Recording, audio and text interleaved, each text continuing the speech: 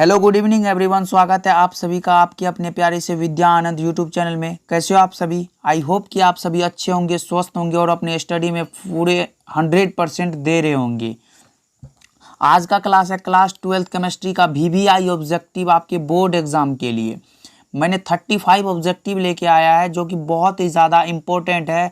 तो चलिए आज के इस इम्पोर्टेंट क्लास को स्टार्ट करते हैं। उससे पहले अगर आप इस चैनल पे नए जुड़े हो तो सब्सक्राइब करके ऑल नोटिफिकेशन ऑन कर लीजिए, जिससे कि मैं जब भी वीडियो अपलोड करूं तो सबसे पहले नोटिफिकेशन आप तक पहुंचे। चलिए आज के इस इम्पोर्टेंट क्लास को स्टार्ट करते हैं, क्योंकि एग्ज़ाम का टाइम बहुत ही नज़दीक आ चुका है।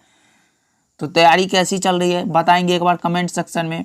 और इस जितना भी क्वेश्चन बताऊंगा इसका आंसर आप चैट सेक्शन में बताओगे और क्लास के अंत में आप कमेंट सेक्शन में भी इसका आंसर जरूर बताना। चलिए आज के इस इम्पोर्टेंट क्लास को स्टार्ट करते हैं।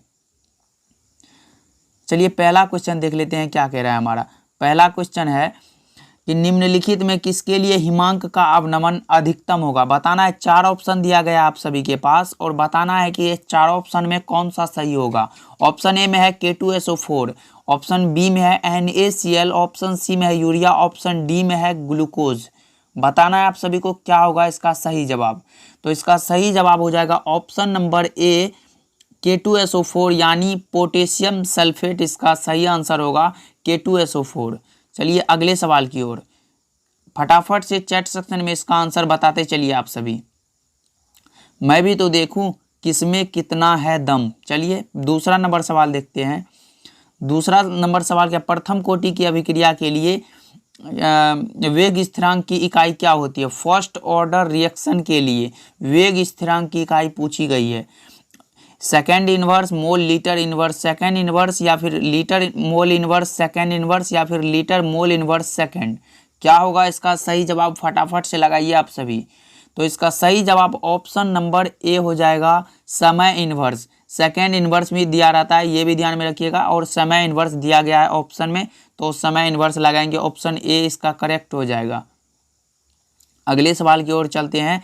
H3PO3 क्या है देखिए, H3PO3 अगर 3 दिया रहे तो ये होता है द्विभाषमिक अम्ल। अगर यहाँ 4 दिया रहता है तो हमारा होता है त्रिभाषमिक अम्ल, लेकिन 3 दिया गया है द्विभाषमिक अम्ल हो जाएगा।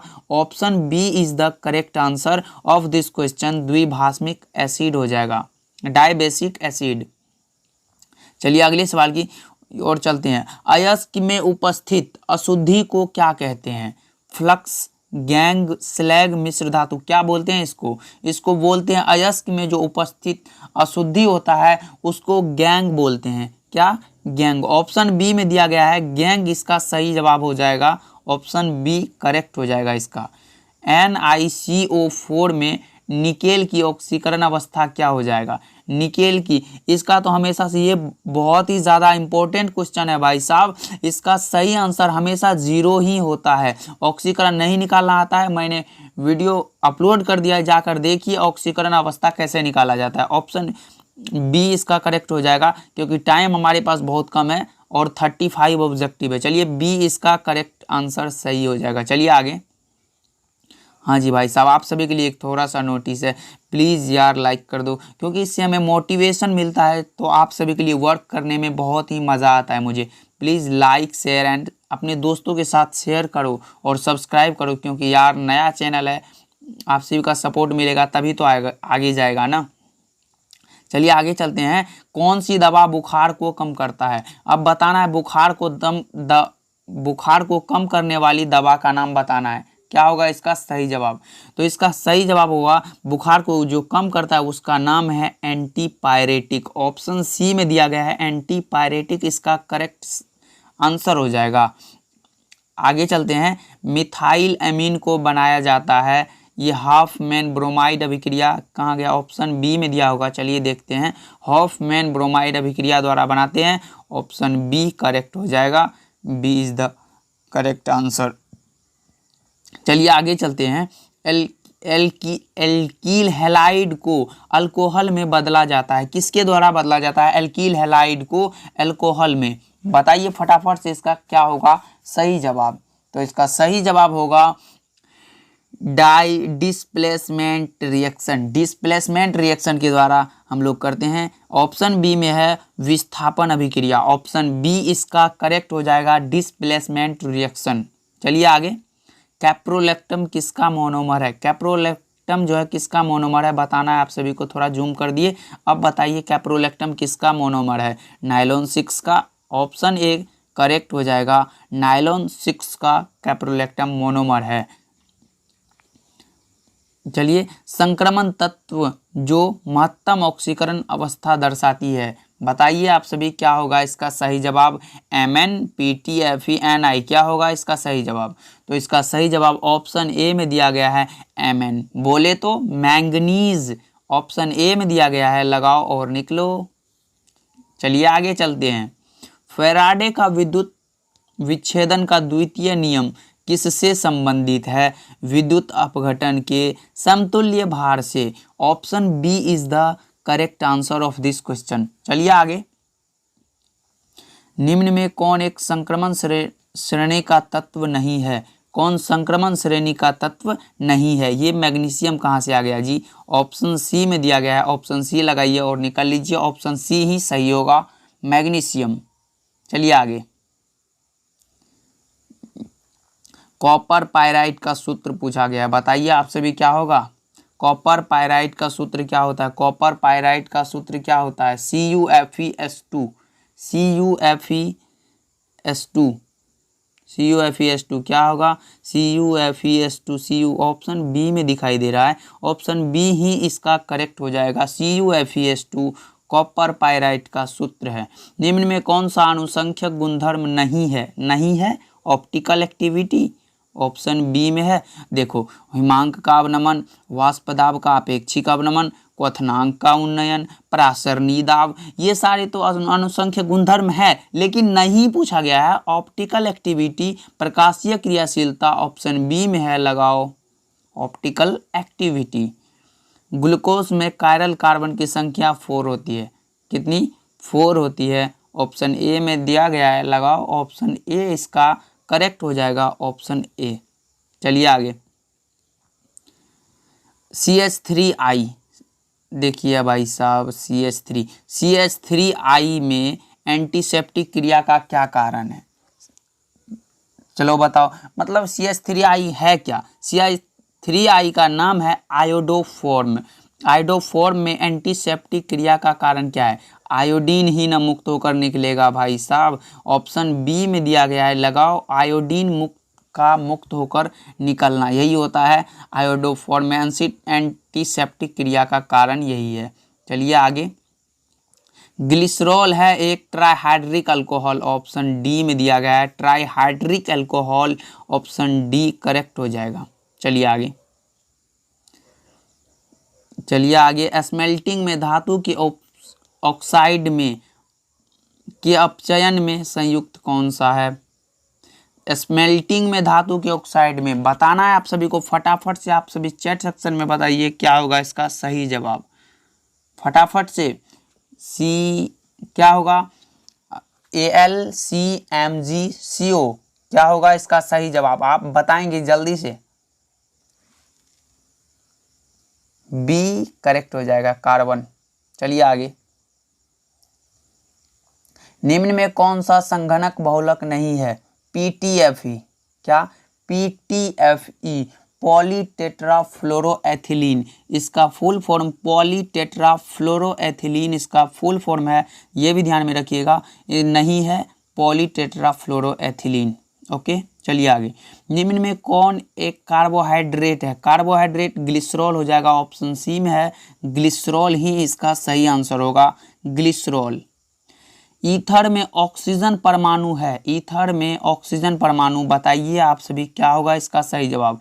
इसमें जो है तुलनात्मक रूप से अक्रिय रूप में होता है, यानी ऑप्शन सी में दिया गया है, देख सकते हो, तुलनात्मक रूप से अक्रिय होता है ईथर में जो ऑक्सीजन परमाणु है। ओके, चलिए आगे, देखिए आगे आता है हमारा एक न्यूमेरिकल क्वेश्चन, जो कि ये बहुत ही ज़्यादा इंपॉर्टेंट है, बार बार पूछा जाता है कि 234.2 ग्राम, चीनी के घोल में 34.2 ग्राम चीनी है, तो घोल का मोलर सांद्रण क्या होगा?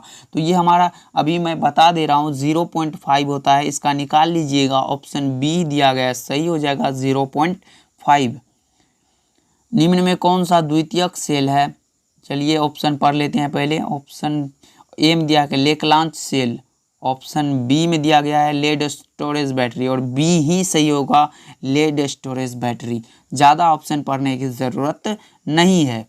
चलिए आगे। निम्न में कौन ताप के द्वारा प्रभावित नहीं होता है? निम्न में कौन तापमान के द्वारा प्रभावित नहीं होता है? वो होता है मोलालिटी, मोललता। ऑप्शन सी मोललता इसका सही हो जाएगा, मोललता। चलिए आगे। डोलोमाइट खनिज में क्या पाए जाते हैं? डोलोमाइट खनिज में क्या पाए जाते हैं? मैग्नीशियम दिया गया है बी में, लो मैग्नीशियम। ओके। सोडियम में यानी Na2O में सोडियम की कोऑर्डिनेशन संख्या पूछा गया है, यानी सोडियम का पूछे तो 4 लगा दीजिएगा, अगर ऑक्सीजन का पूछ दे तो हमारा 8 लगा दीजिएगा, सही हो जाएगा। लेकिन सोडियम का पूछा गया है 4 ही होगा। चलिए आगे चलते हैं। निम्न में कौन लायोफिलिक कोलॉइड है? गोंद क्या होगा? गोंद हो जाएगा इसका सही जवाब, गोंद हो जाएगा। ऑप्शन बी में दिया गया है गोंद इसका सही जवाब हो जाएगा, B is the correct answer. निम्न में कौन सी धातु भूपर्पट्टी में प्रचुर मात्रा में पाई जाती है? बताइए आप सभी क्या होगा इसका सही जवाब? एल्युमिनियम, ये तो भाई प्रचुर मात्रा में पाई जाती है, यही तो एल्युमिनियम। ओके चलिए आगे। निम्न में कौन सा सबसे शक्तिशाली ऑक्सीकारक पदार्थ है? फ्लोरीन, फ्लोरीन F2, क्या F2? ऑप्शन ए में दिया गया है, ऑप्शन ए इसका करेक्ट हो जाएगा F2। 30 नंबर सवाल देखते हैं। 30 नंबर सवाल हमारा क्या कह रहा है? निम्न में किसका आयनिक विभव मान अधिकतम होगा? अब आपको बताना है आयनिक विभव मान किसका अधिकतम होगा, फटाफट से बताएंगे। Magnesium, magnesium. Option D correct answer हो जाएगा। सामान्य सूत्र CnH2n वाले यौगिक, भाई साहब ये तो बहुत ही ज़्यादा इंपॉर्टेंट है, बार बार पूछे जाने वाला सवाल है। अगर देखो CnH2n+2 पूछ दिया तो ये हमारा किसका होता है? एल्केन का। किसका? एल्केन का। लेकिन अगर -2 यहाँ पे दे दिया, CnH2n-2 दे दिया तो ये होता है एल्कीन। क्या? एल्कीन होता है। लेकिन अगर CnH2n ये कुछ भी ना रहे यहाँ तो ये होता है एल्काइन। ये ध्यान में रखिएगा, बहुत बार पूछा जाता है। CnH2n+2 रहे एल्केन हो जाएगा, CnH2n-2 रहे एल्कीन हो जाएगा, और CnH2n रहे एल्काइन हो जाएगा। ध्यान में रखिएगा, ये तीनों बहुत ही ज़्यादा इंपॉर्टेंट है। निम्न में कौन सा प्रथम पंक्ति का संक्रमण श्रेणी का तत्व नहीं है? ये मैंने पिछले बार भी बताया, लो जी मैग्नीशियम नहीं है, Mg। ये भाई साहब क्वेश्चन दोहरा के नहीं लिखा हूँ, ये बार बार मतलब 2 बार पूछा गया है, 2 बार नहीं 2-3 बहुत बार पूछा गया है। ये मैंने 2 बार ही टाइप किया, उतना टाइप करके कोई फायदा है नहीं, इसको ध्यान में रखना है बस। चलिए आगे चलते हैं। मूल क्रिस्टल तंत्र, ये भी बहुत ही ज़्यादा इंपॉर्टेंट है भाई साहब। मूल क्रिस्टल तंत्र की संख्या 7 होती है। अगर ब्रेविस जालक पूछ दे तो 14 होता, लेकिन मूल क्रिस्टल तंत्र पूछा गया 7 हो जाएगा, ऑप्शन सी 7। ओके चलिए आगे। निम्न में कौन अक्रिस्टलीय ठोस पदार्थ है? अक्रिस्टलीय यानी एमोर्फस सॉलिड पूछा गया है। हीरा, ग्रेफाइट और साधारण नमक, ये तो क्रिस्टल है। ये ग्लास यानी कांच जो है अक्रिस्टल है, ऑप्शन सी करेक्ट हो जाएगा, कांच। ओके चलिए आगे। हीलियम का मुख्य स्रोत क्या है? मोनाजाइट। हीलियम का मुख्य स्रोत मोनाजाइट। तो बताइए आप सभी, कमेंट करके बताइए कि आप सभी का कितना सही हुआ और कितना गलत हुआ। झूठ नहीं बोलना है, जितना सही हुआ उतना ही बोलना। अगर गलत हुआ है तो कोई दिक्कत की बात नहीं है, बस इसको एक बार वीडियो को फिर से देख लो, और अगर हो सके तो इसका नोट्स भी बना लो।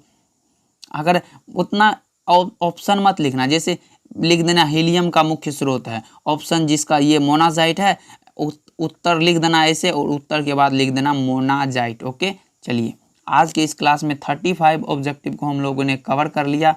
देख सकते हो यहाँ बैनर लग गया है, द इंड, यानी अब क्लास का ख़त्म करते हैं, फिर अगले क्लास में मिलते हैं। तब तक के लिए बाय बाय। आप अपना ख्याल रखिए और खूब मेहनत कीजिए और आगे बढ़िए। चलिए मिलते हैं दूसरे क्लास में।